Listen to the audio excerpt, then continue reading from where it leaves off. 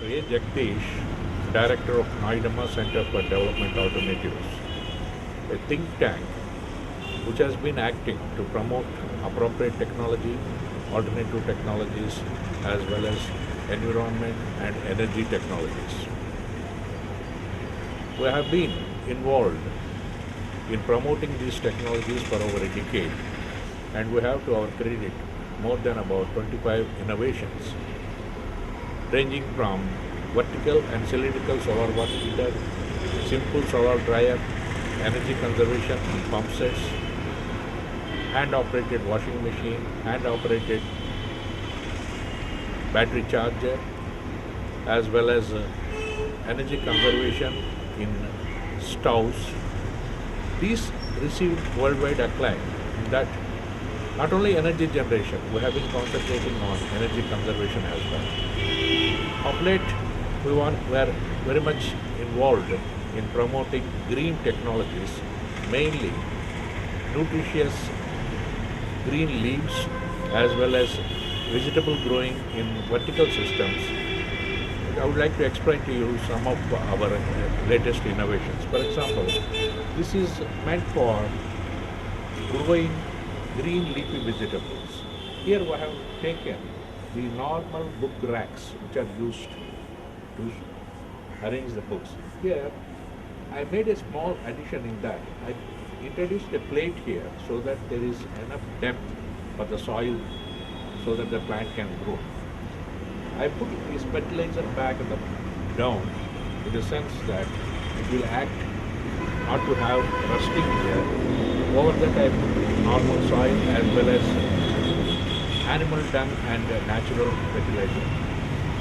So this under these ideal conditions, what happens is the plants will be more organic as well as they will be grown in this limited area.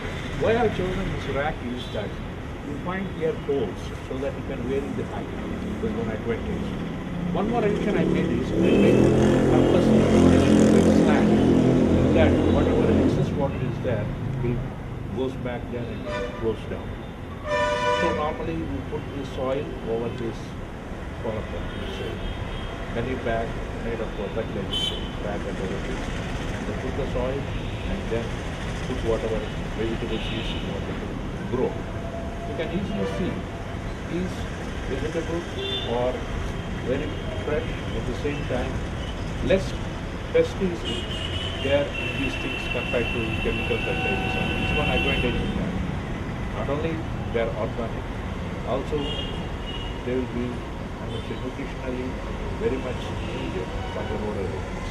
Hitherto, the main constraint for consuming these green vegetables is space. For example, if you are in an urban area, you don't have enough space to grow them. So this way, hardly about 1 square meter area is enough for you to grow any leafy vegetables you like to consume.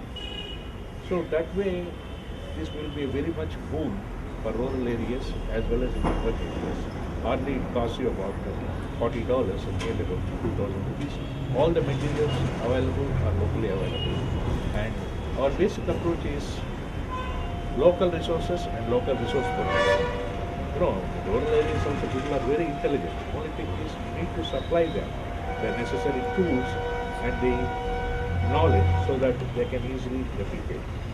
So this way I feel that this particular system which we have developed, not only cost effective, a lot of innovation has gone into this because we have been working on this for a long time and finally we arrived at this final model. So you can easily see all the materials locally available. There is one advantage as I told you. And if they can take the advantage of this type of things, these racks are very much available everywhere in the market. The second innovation I've been involved is this vertical growth, it's a vertical farming. The advantage of this vertical farming is it conserves space. At the same time, all the nutrients are available right at the root level, unlike the ground growing. So you can easily see what I did is I made a stand made of iron and I put the roots here. You can see it's like this. And in where I embedded this plastic, at the same time there aesthetically also most welcome, and they consume less space. You can see here 3 parts here, 3 parts here, 3 parts, and at the bottom also I put about 4 parts. Here one can grow vegetables. For example, this is hibiscus esculentus, normally known as bendi.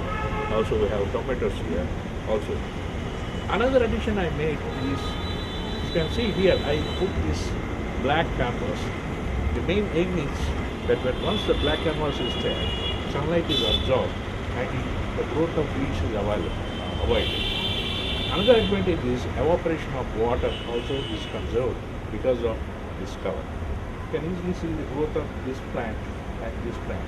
This is covered with the black polyethylene wrapper, and this is normal. You can see some of the pests also here, whereas this one, growth is more, at the same time there are no pests. This is the main advantage of this. You can also have these flowering plants grown in these vegetables. So one way to conserve the things, at the same time it's of multiple use is this vertical farm. In fact, in countries like USA and Australia and UK others, there's a lot of interest on the vertical farm.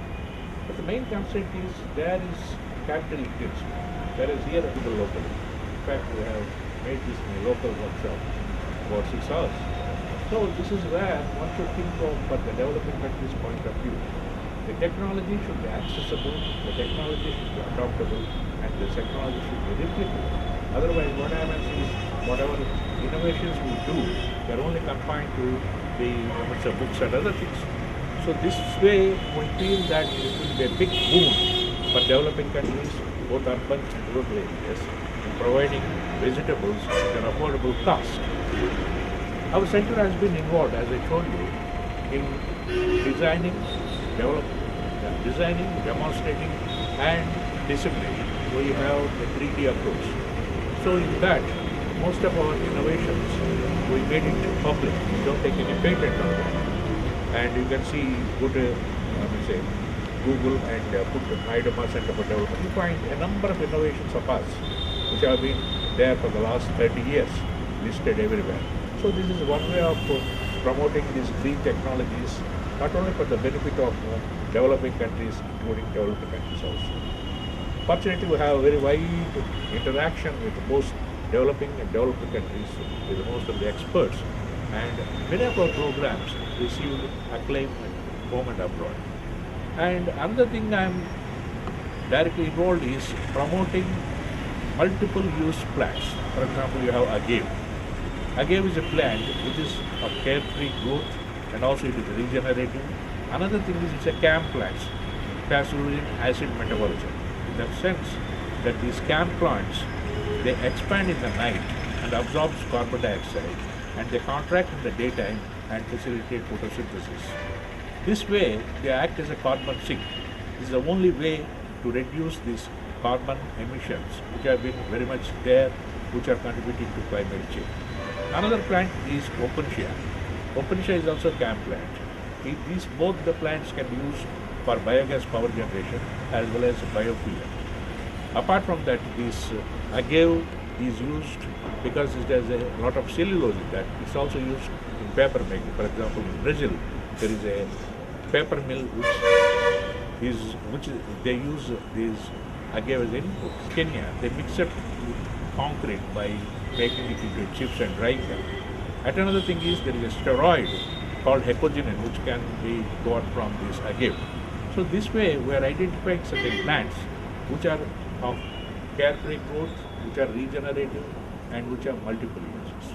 Our aim is that many of the developing countries have vast wasteland available. So in this wasteland, plants like agave, plants like Opuntia can be planted on a massive scale, and biogas generation and then the power routing, that will help you to generate power right at the source.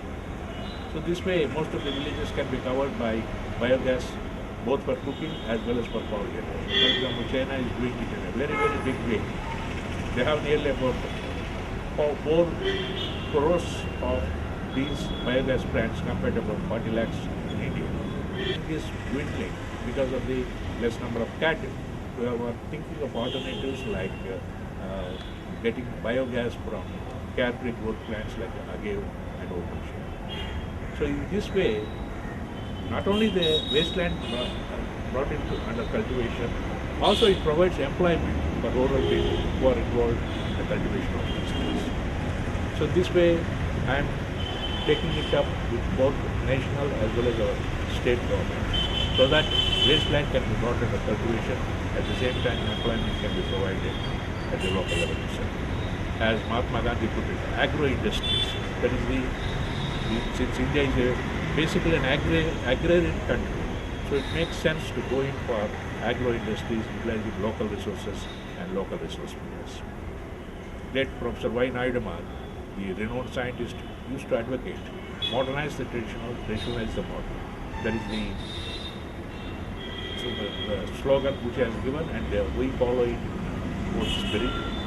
And apart from that, we are also involved in disseminating the knowledge at a at a global level.